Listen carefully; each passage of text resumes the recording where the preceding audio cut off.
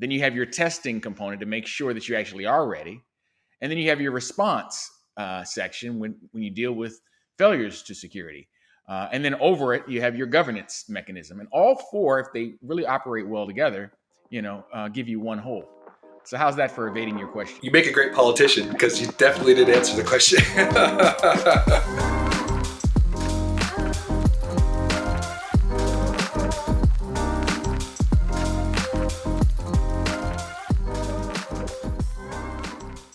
Hey everybody, welcome to the Cyber Guys podcast, the cybersecurity podcast for everyone. My name is Andrew Valencia, and as always, I'm joined by Mike Hill. How you doing? Hey man, so I think today's topic is kind of controversial in the cybersecurity industry. It really pits two sides against each other, and oftentimes when people talk about it, there's not a clear-cut answer. So let's add a bit to that ambiguity, right? What are your feelings about the concept that the best cyber defense is cyber offense? That's an interesting question. When it comes to security testing and evaluation, we take offensive and defensive positions. But generally speaking, civilians don't engage in offensive cybersecurity. So when we talk about offensive cybersecurity, we're really talking about penetration testing and adversarial threat simulations and using the tools, techniques, and procedures of threat actors to test the effectiveness of your security. So are you on this? So what side do you fall on? Now you're asking a trickier question. The funny thing is when it comes to pen testing versus your preventative security measures, pen testing is more fun and it has a definite role. But in the end, you need a comprehensive cybersecurity organization. And really, there are four parts to a comprehensive. You have your readiness part, which is all about getting ready for the various threats. Then you have your testing component to make sure that you actually are ready. And then you have your response section when you deal with failures to security. And then over it, you have your governance mechanism. And all four, if they really operate well together, give you one whole. So how's that for evading your question? You make a great politician because you definitely did answer the question. Hey folks, Editing Andrew here. I know, different background, different hair, but I'm actually traveling on the road this week, and one of my favorite things to do when I travel is sit down and listen to my favorite podcast. Which reminds me, did you know that the Cyber Guys are now available on all major podcasting platforms? That's right, Apple Podcasts, Google Podcasts, Spotify, Stitcher, and all the rest. You can find the Cyber Guys there. Take us with you wherever you're going. Just search for Cyber Guys on your favorite podcast platform. That's Cyber Guys, 2 words, not one. And if you like seeing our wonderful faces, keep watching us on the YouTube channel. Just remember to do all the YouTube things, like and subscribe. Now that that's over, back to the episode. So there's a straw man. There's a straw man argument here that cyber offense is key and something that's been missing for the last 30, 40 years in the overall development of cybersecurity as a whole, right? There's a straw man argument that not enough is done, not enough retaliation is conducted against bad actors. There's not enough deterrence out there. Do you see any value in that argument, though? Deterrence is a factor. But do you know what the real value of penetration testing is? It actually convinces the governance component, the leaders, the managers, that they're not doing all that they should do. That's really its most important value, scaring the bejeebies out of the information owners and system owners and senior leaders. We need to perpetually scare them because they're going to quickly think, hey, we've done this, we're good. So you got to have both. But you know what the biggest problem with offensive techniques in evaluating your security? The biggest problem is the fact that you only need to find one way in to succeed in a penetration test. And really, the penetration test is over as soon as you get in.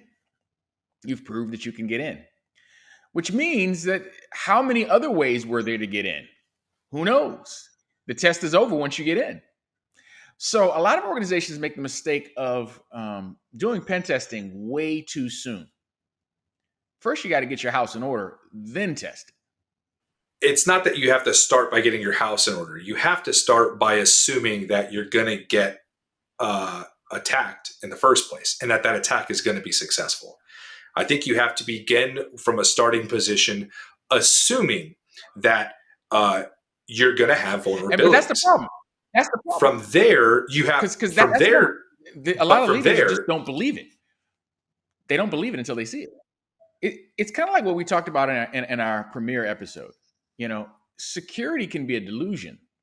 And very often it is. You got a lot of organizations that say, hey, we have an X size cybersecurity budget. We're spending a ton of money on this. We must be okay because of the money we're spending.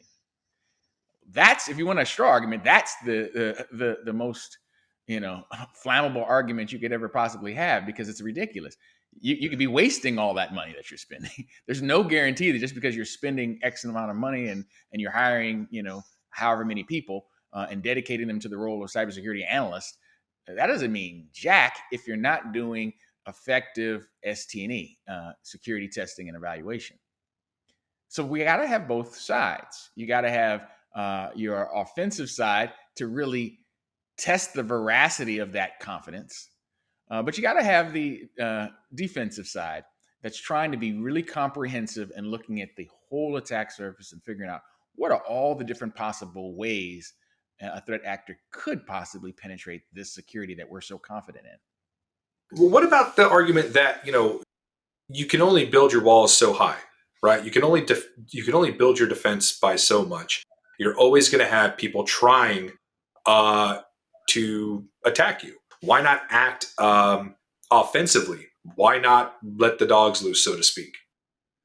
Why not allow people to give as much as they're getting with regards to, cyber attacks and hackers and bad actors? It's because it's asymmetric warfare. It's not even. I mean, the large organization with the, sweet, valuable assets that can be taken, stolen, compromised in various ways, they're valuable. If you go and actually hack back at some, rogue sitting in a Russian basement somewhere, what assets are you going to get a hold of? So it's so asymmetric that retaliation doesn't even give you anything, because what you're putting at risk is much, much more valuable than anything you could recover in the counterattack. So even just from that perspective, it's probably a fool's errand in most cases. Well, I think that there is a level of asymmetric No, don't get me wrong. Don't get me wrong. I'm talking about cyber crime. But now, nation states are more. There's more parity, and a retaliation makes more sense. But I'm talking about cyber crime, where very often it's asymmetric. And as we've kind of talked about in past episodes, that often the worlds of cyber crime and nation state actors or backed actors kind of meld. They go back and forth, and it gets a little muddy. And I think a really easy argument against solely relying or primarily relying on cyber offense is, escalation, right? The real risk of actual of escalatory attacks. I don't think there's ever been. I'm not a history buff. I'm not a warfare history buff. Despite what my bookcase says, I'm not an expert in those fields. But I don't know that there's ever been a actual offensive deterrence that stopped espionage, that stopped nation states from actually going out and trying to find more information, or through reconnaissance, or to perhaps be a thorn in the side of other nation states or their perceived enemies. I don't think that's ever occurred. And so I think an easy argument against solely relying on cyber offense is just that. It's not an effective tool against hackers, whether they be cyber criminals or Yeah, nation it state really isn't. threats. Its its principal value is as a technique internally for developing your own defenses. The more we observe and collect uh, threat intelligence on the tools, techniques, and procedures, the TTPs of these threat actors, the better we can simulate those threats and do, what the military calls survivability testing. I mean, before the military wants to field some new system, they're going to not just look to make sure that it's feasible, that it's functional, but they want to make sure that it's survivable, that in the threat landscape, whatever that threat landscape is, that this system can actually show resilience to the most likely threats that are coming against it. So the only way to really evaluate that after doing comprehensive engineering is to bang it, to hit it, to come at it with everything that you could imagine a threat actor being able to do. Uh, but the Achilles heel is still this: unless you do really comprehensive penetration testing, you can miss something if you don't let your imagination meet the very, very bleeding edge of capability. How do we go about assuming or understanding the full capabilities of a bad actor? A lot of organizations don't even understand or have a concept of what threat hunting is, right?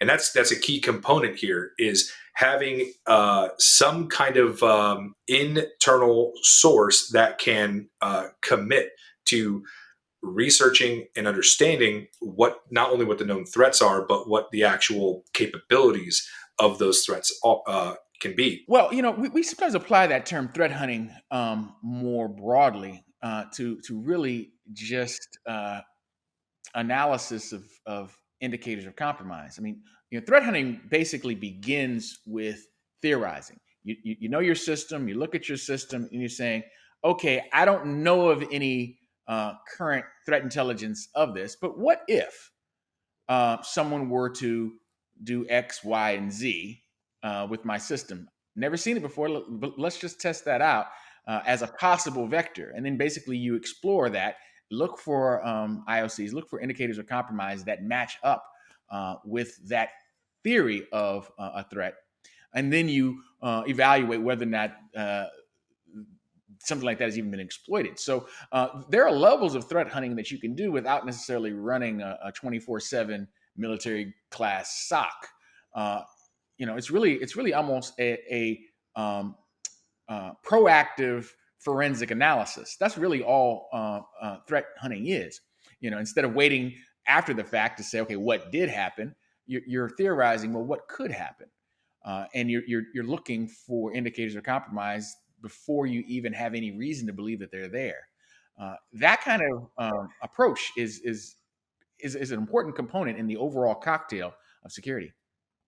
Yeah, and there are real proponents out there, a lot of arguments from very qualified individuals, that every organization should have their own cyber, or should have their own threat hunting capabilities, and they're an apparatus that is actively pursuing known threats, actively engaging real threats to learn not only what the capabilities are of those bad actors, but also to deter them in a way.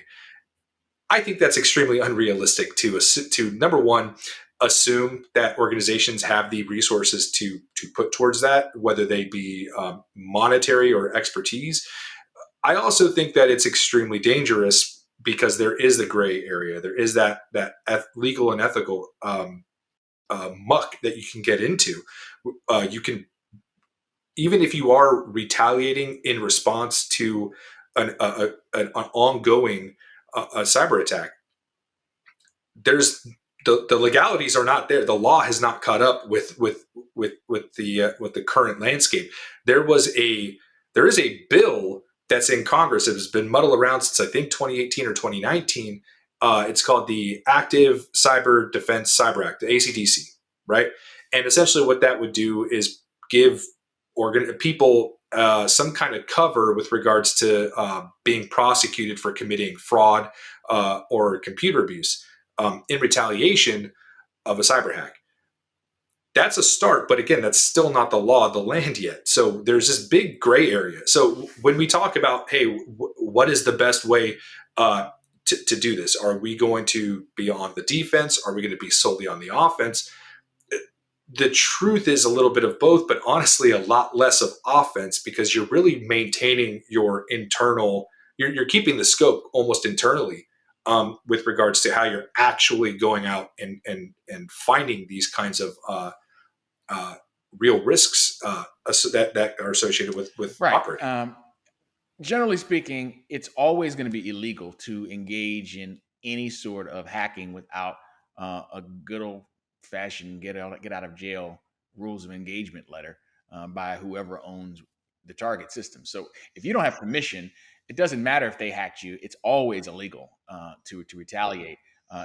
If you're not a nation state acting against a nation state, and even that may violate international law. It's why we call it cyber warfare. So it's none of this is really within the ethical bounds. But at the same time, the skill set is critical to have and develop. It's one of the reasons why a lot of companies will put out bounties to get folks from the hacker community to come and hit their system and try to break in, because you don't really know if it's survivable until someone using the actual TTPs of potential threat actors are using those very same techniques to see if this system is as good as we imagined it would be. I've been on both sides. I'm a certified ethical hacker, but I'm also a programmer. And sometimes when you're programming, you're building the application thinking, yeah, this is rock solid. I've thought of everything, and then all of a sudden you find that there's a logical error, not a syntactical error, a logical error. And for those that aren't following my semantics there, syntactical error is breaking the rules of the code, but a logical error is basically violating the rules of logic. In other words, you're saying something that evaluates as false when it should actually evaluate as true, and you didn't know that it was going to evaluate as false in some situation. So those are like, a logical errors. And the thing is, you can't always see logical errors because maybe the combination of variables that leads you to a non-true is some combination of factors that you never imagined. It's one of the reasons why we do certain types of testing where we intentionally throw bad data at information just to see, what will it do if it gets data that it's not intended to receive, that sort of thing. But the point is, in all systems, there's always a blind side. There's always something that the designer, the engineer, the architect, the coder, someone didn't think of that. Yeah, and really what we're all talking about, we can really just kind of couch all of this in the realm of prevention, right? I think ultimately think that's the answer here, and you're going to put prevention into the realm of cyber defense as a tactic, right? Is prevention, but ultimately that's really the best answer when dealing with this. Going to a place where you are actively engaging known threats is probably a very bad idea in the current landscape. But ultimately, you have to know what the capabilities of those threat actors are. So yeah, pen testing comes into play. So pen testing is very, very effective. However, how effective is it if it's all in-house? Here's what I mean by that. If you have a in-house network penetration team or in-house IT that conducts these types of assessments, how effective are the results And of the those answer is not assessments? very, very much, because again, you're limiting your pool of expertise just by the limitations of your own budget. Again, it's why there's a whole community of ethical hackers, white hat hackers out there that gives you a much larger pool of folks to look at. In fact, that's one of the things we do in our company. We set up basically cyber ranges, and then we hire out independent contractors to attack a system that we've put out. And that system may be modeled after somebody's internal system as a way of just testing and evaluating the quality of the security design. Now, this has to happen after you've already done all the security baseline hardening and all the best practices that everyone expects you to do. We don't want to put something out there that has an obvious vulnerability that would show up on a Nessus scan, but we do want to actually vulnerability scan. Right. On a vulnerability scan. Right, exactly.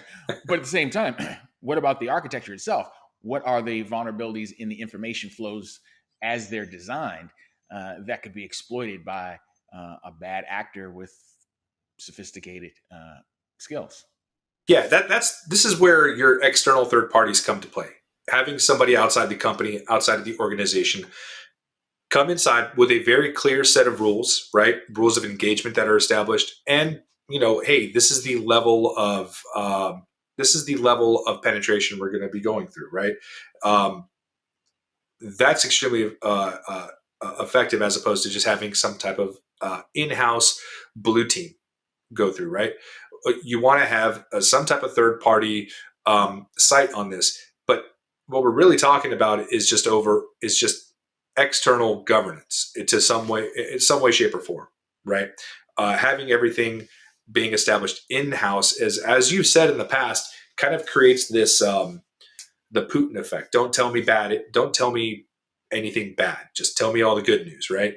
So you have to go outside to get that kind of clear and honest evaluation of the current state. Absolutely. There's no question. You brought up blue teaming, and just to give all this, I know many in our audience already know what that is, but in red team, blue team testing, what we're doing is we're basically setting up an attacker side and a defender side. So blue teams are the defenders, red teams are the attackers. Basically, whoever succeeds is the winner. So it's almost like a cyber war games. The idea is you can't be all offense and no defense in a red team test. You can't be all defense and all offense. If you can actually bring in a very, very highly skilled red team and your blue team can fend them off and deal them off, that would be a good descriptor of successful cybersecurity. So it can't be all one side or the other. And that's really why I was kind of evasive in the beginning. We need both. You need the red team, you need the blue team, you need them to go at it. And the red team ultimately makes the blue team better. The better the red team, the better the defense. And as we say in football, defense wins championships. They didn't last year in the AFC Championship game, but that's okay. The game of football has rules. It has a book with set rules. There's an officiating, and the goal for winning, the win conditions are clear. You got to score more points than your opponent. But in the real world and in the cyberspace, right, win conditions are a lot less clear, right? What does it mean to win for a nation state as a threat agent? It's not always toppling your opponent. It's not completely defeating them. And a lot of cyber games, it's just a steal the flag operation. If you get this piece of information, you win. And in the real world, it's not unlike that. In cyber espionage, if you can actually get the secret plans to the stealth fighter jet, you win. That's what you were after. You got it. So the analogy works in some cases, but I think the best place to use that analogy is when you're doing your testing, organizational system testing, whether you're bringing in an outside team, and you should always bring in an outside team or not. That's the only place where that analogy has any basis in reality, because that's when you're actually applying, like you said, a set of rules, boundaries, officiating, limitations. In the wild, no. Yeah, and I do think that there is ultimately an over reliance on test conditions and how you actually respond to the results of those tests. there's an over reliance on the rules, I think. And the implementation of security controls in response to the discovered vulnerabilities oftentimes are based on, well, we have this set of rules, we have our right and left lateral limits. And that's really why it's so important to never look at any of these things as a panacea. If we do that, and I'm a big proponent of pen testing, I really am. But it's no silver bullet. It's no panacea. It doesn't solve all the problems. And just like I mentioned earlier, one of the main problems is if you find just one way in, you're in. And it doesn't really tell you, okay, you may think I fixed that one way that the pen testers used, but how many other ways in were there that they didn't even get around to because they got in the easy way? So it's not a comprehensive analysis of an organization's cybersecurity, but it does give you the ability to test your proactive measures. When you theorize and design security that you think will work, you need to test that. And you need to test that in an adversarial scenario because then you'll find if that worked or not. Now you find another way in, well, then you got to do another round. So in the end, you got to go through multiple iterations of test, analysis, and multiple techniques to compromise the security that you think is going to keep your system safe. Here's the best thing I think about that as well in terms of cyber defense when we talk about testing is it's always scalable. By its very nature, it's scalable. You can absolutely conduct testing if you are a private entity, if you have a single user, and you can conduct testing if you are an enterprise, you provide enterprise type services or you're an enterprise solution. You can test in every single one of those environments, and you can shape the scope of the testing and how rigorous that testing is to your actual organization, to the company, to whatever standard you want to use. And when you do not test at all, you have no ability to do that. You have no ability to scale. You have no ability to understand the real threats. You have no ability to see outside of your own boundaries. Myopia is always a problem, and that's one of the problems, frankly, with the way a lot of IT organizations are siloed off. Everybody sees their piece. They don't see the other piece. And the idea is comprehensive solutions require comprehensive analysis. A lot of the vulnerabilities that we're seeing today in the modern application of technology are not new. There are papers that were written in the 70s that really is just predicted every single vulnerability that we've kind of broadly experienced over the last 10 years. This is nothing new. This is just maybe going back to fundamentals, right? And the first computers that were built had username and password, right? And what did people do? They wrote the passwords down on sticky notes, slapped them on a keyboard, and we still have that today, right? So the known vulnerabilities, things that we see, the way to prevent these things or the way to limit the likelihood that a vulnerability can actually be used in a data breach or in some type of attack, rather, we know what to do. It's just applying the fundamentals, right? It's doing that basic risk analysis and then inevitably doing your penetration assessments, right? Trying to apply what real world threats are out there to the current state of a system. And in the end, all of that gets back to whether or not you're as secure as you think you are. A lot of organizations think they're secure, but they're fooling themselves.